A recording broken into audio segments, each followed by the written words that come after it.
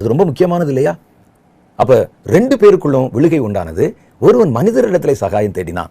இவங்க எப்படியாவது இந்த பாவம் போக்குவதற்கு எனக்கு ஒரு வழி சொல்வார்கள் என்று நினைத்து அங்கே போனான். ஒருவேளை அந்த காசை திரும்ப கொடுத்துட்டா இவங்க ராஜாட்ட பேசி தண்டனையை குறைத்து இயேசுவை விடுதலை செய்து விடுவார்கள் என்று கூட நினைத்திருக்கலாம். ஆனால் மனிதருடைய உதவி அங்கே அவனுக்கு ஒன்றும் கொண்டு வரவில்லை. சாத்தான் வேற ஒரு பக்கம் அவனுடைய இருதயத்தை தூண்டிக்கொண்டே இருக்கிறான். எவ்வளவு பெரிய மனிதன், எவ்வளவு பெரிய தேவகுமாரன், அவரை காட்டி கொடுத்து விட்டாய், விலைக்கு வித்துட்டா, இனி உனக்கு வழி இல்லை, இன்னும் உனக்கு பரலோகத்திலும் சகாயம் இல்லை, செத்துருன்னு சொன்னோன்னே நான்று கொண்டு அவன் செத்தான். அப்போ அவனுக்குள்ள எவ்வளவு ஒரு குற்ற உணர்ச்சி இருந்திருக்குன்னு பாருங்க. பாவ உணர்ச்சி வருவது அவசியம். ஆனால் அந்த பாவ உணர்ச்சியில நீங்க என்ன முடிவெடுக்கிறீர்கள் என்பதுதான் முக்கியம். ரட்சிக்கப்படுவதற்கு முன்னால பாவ உணர்வு நமக்கு ஏற்பட்டது. பாவ உணர்வு நமக்கு யாரோ சொன்னாங்க, அதை நினைச்சு பார்த்தோம். பரிசுத்த ஆவியானவர் பாவ உணர்வை உண்டு பண்ணினார். என்னென்ன தவறு செய்தோம், என்ன பாவம் செய்தோம், எல்லா பாவத்துக்கு எடுத்த காரியத்தையும் கர்த்தர் நமக்கு வெளிப்படுத்தி காண்பித்தார். அந்த பாவ உணர்ச்சி, குற்ற உணர்ச்சி வந்த உடனே கர்த்தருடைய பாதத்தில் போய் அழுதோம். ஆண்டவரே, ஆமா நான் பாவிதான், இந்த பாவமெல்லாம் என் மேல இருக்குதே, நான் என்ன செய்வேன் என்று அழுதோம், ரட்சிக்கப்பட்டோம்.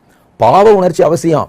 ஆனால் அந்த பாவ உணர்ச்சி வரும்போது, பாவ உணர்வு வரும்போது நீங்க என்ன முடிவெடுக்கிறீங்க என்பதுதான் அங்கே முக்கியம்.